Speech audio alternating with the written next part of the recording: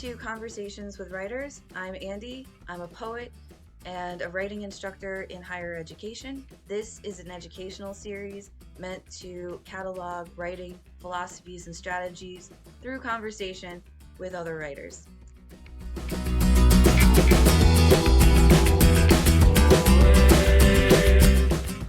Mark Brazaitis is the author of 8 books, including The River of Lost Voices, Stories from Guatemala, which won the 1998 Iowa Short Fiction Award, The Incurables Stories, which won the 2012 Richard Sullivan Prize, and the 2013 Devil's Kitchen Reading Award in Prose, and Julia and Rodrigo, which won the 2012 Givel Press Novel Award, and his latest book, The Rink Girl Stories, won the 2018 Americana Prize.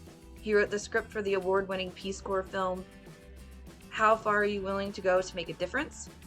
Brazaitis' writing has been featured on the Diane Rehm Show and the Leonard Lopate Show, as well as on public radio in Cleveland, Iowa City, New York City, and Pittsburgh. A former Peace Corps volunteer and technical trainer, Mark Brazaitis is a professor of English at West Virginia University, and this is my conversation with Mark.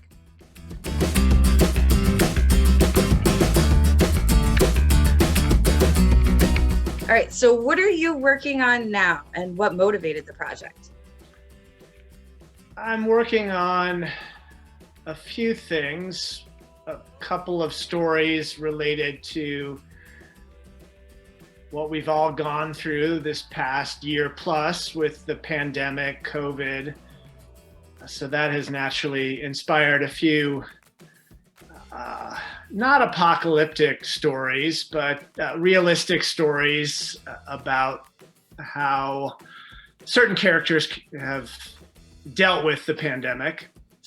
And then I've also gone back to some older pieces that I didn't expect ever to go back to, but decided to excavate to see if the impulse that originally was responsible for creating those stories might still be there, and I might revise them. And I have found, much to my delight, that a few of those older stories are worth salvaging, at least in a second or third draft. We'll see. Beyond that, I'm not sure, but I've been pleasantly surprised to realize they're not utterly horrible. And then I recently published a collection of stories called The Rink Girl, which is a series of stories set at a ice rink in a not real town, but a town that's similar in spirit to Morgantown, West Virginia. It's actually called Sherman, Ohio in the book. All the stories are set at an ice rink and inspired really by my younger daughter's interest in skating and the fact that I have spent many, many hours in ice rinks across the country with my computer, daydreaming and writing. Awesome. So what did you learn about yourself through writing, especially writing about what's going on around this rink?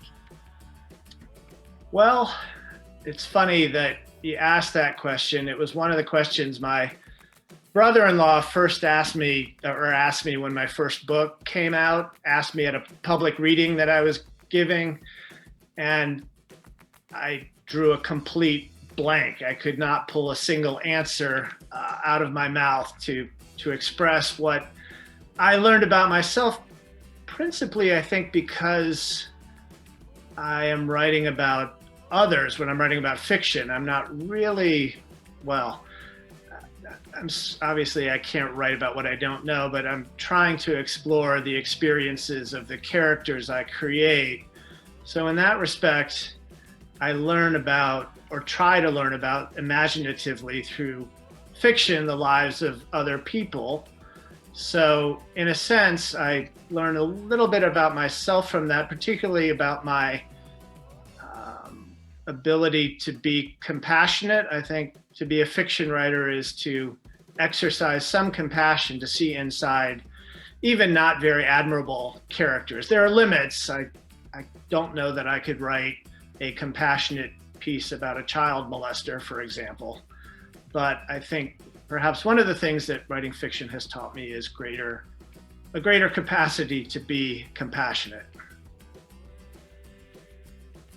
Wonderful. And so I think that brings us to what's the role or responsibility of writing? So, what keeps you generating material? Why write? Well, I think the responsibility might be to tell the truth, get at the truth about any particular situation, even if, or especially if it's fictional, to write sincerely, honestly, openly about the human condition, to not shy away from what might be a difficult exploration of situations or character or feelings. So I believe that pertains to a lot of creative work, and of course to journalism as well. And what keeps me writing, I think, is partly harking back to your question about what do I learn about myself. I've been writing for so long that it has become an essential component of who I am, like sleeping or exercising or eating. And so I almost feel like nothing is inspiring me. It's just part of who I am. Great answer.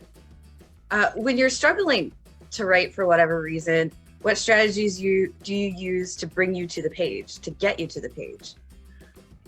I think it's important to write every day if possible, and better to write at the same time each day to get into that kind of routine. So it's just the discipline to sit down in front of a computer or with pen and paper and just be in that space, to give yourself a half an hour, 2 hours, if you're lucky, more time than that, but some certain amount of time every day to give to your discipline, just like athletes train and practice, perform every day. I think it's important for writers to do the same. So that's my key to my own writing, is making it something daily. Great. I think absolutely it's about getting to the page every day, right? Oh yeah. So what revision strategy or strategies do you find most useful in your own writing for revising your own writing, your own work, and why? What sort of problems or challenges do these activities help you solve? For me, the best cure to a rough draft is time. To write something in the heat of the creative moment, to complete it to the best of my ability, and then to set it aside for a certain amount of time, so that when I return to it, I'm not necessarily a stranger to it, but I have less passionate feelings toward it. I'm a more objective reader of my own work, and I try to read it as any reader would. If I'm getting bored with particular passages, I'm going to slice those out of my story. If I'm confused by a sentence, I'm going to make note of that and revise that sentence. And I do find that it helps, that I can be mostly objective about my work and can be, quote, tough on it, although I think it's actually being kind to it if we're making it better by revising it. But that's the main cure for a very rough draft is time, and then to go after it with fresh eyes. I'm all in favor of showing other people one's writing. I think that can be very helpful too. Maybe that can be a shortcut to that experience of giving it a certain amount of time. And by time, I mean sometimes 6 months. You put it in a drawer or leave it on the computer without looking at it, and then come back 6 months later, just as I'm doing with some really old stories of mine. Literally years have passed since I've investigated them, and I'm much better able to see them for what they are. Great. And what is your favorite part of the writing process, and why? Well, it used to be, when I was in graduate school, it used to be that initial creation of the work, that rush of creativity and energy and excitement about the idea that was being poured out on the page, or the story that was being created spontaneously on the page. But over time, and I still am captivated by that initial draft or that initial crafting of a work. But over time, I've gotten to appreciate revision a lot more, tinkering with sentences and changing passages and striving to make that story the best it can be. I did not start out that way. I did not like revision at first. I found it very difficult. I didn't know what should be changed and what shouldn't, even after I heard some feedback, even after I put some time into it. But I've definitely learned to appreciate that too. So both aspects, both the initial writing and the revision, are components of writing that I enjoy. Awesome. I think probably revision is my favorite part of the writing process too. I think that's where things start to get really good, and you can look at it and say, holy crap, I wrote that, and then now somebody wants to publish it, right? No, absolutely. Yeah, I think that's right. I think it does become really good at some point in the revision process. It may take 5 revisions, it may take 10, whatever it takes to get it to that point, and that's definitely rewarding. Awesome. So what reading suggestions do you have? What writers do you keep in your back pocket? Oh, I have many favorite writers. I recently taught and read 3 or 4 times The Overstory by Richard Powers, which is a novel about trees, essentially, and protecting trees and environmental activists. It's a super book. I am going to teach Black Boy by Richard Wright, his autobiography. Tremendous work. Talk about someone who's being utterly honest about the experiences that he's lived. It's an incredible book. Mary Gateskill and Lori Moore are some of my favorite short story writers. I definitely enjoy their takes on the world. Lori Moore is particularly funny. Mary Gateskill has an appealingly dark side to her work. Kim Adenizio is a fabulous poet. Faith Sharon is a wonderful poet that I read quite a bit. José Saramago has a novel called Blindness. He's a Nobel Prize winner, Portuguese writer.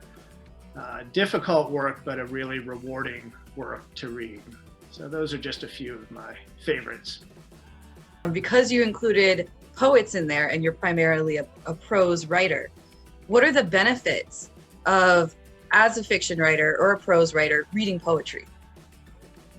I think, first of all, just for the pure aesthetic enjoyment of reading such beautiful, well-crafted work that says so much in so little space. The condensed language and the sonic quality is just like listening sometimes to a piece of music. It's just utterly enjoyable.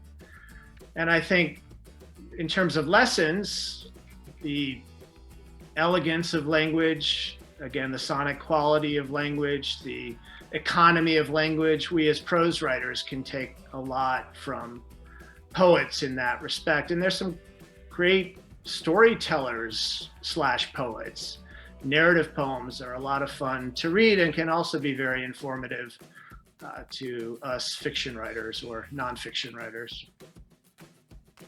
Awesome. Thank you so much for making time to hang out with me. I really appreciate it, and I've had a wonderful time. Well, thanks, Andy. I'm honored that you invited me. I think this project is wonderful, and I look forward to watching and hearing more authors you invite.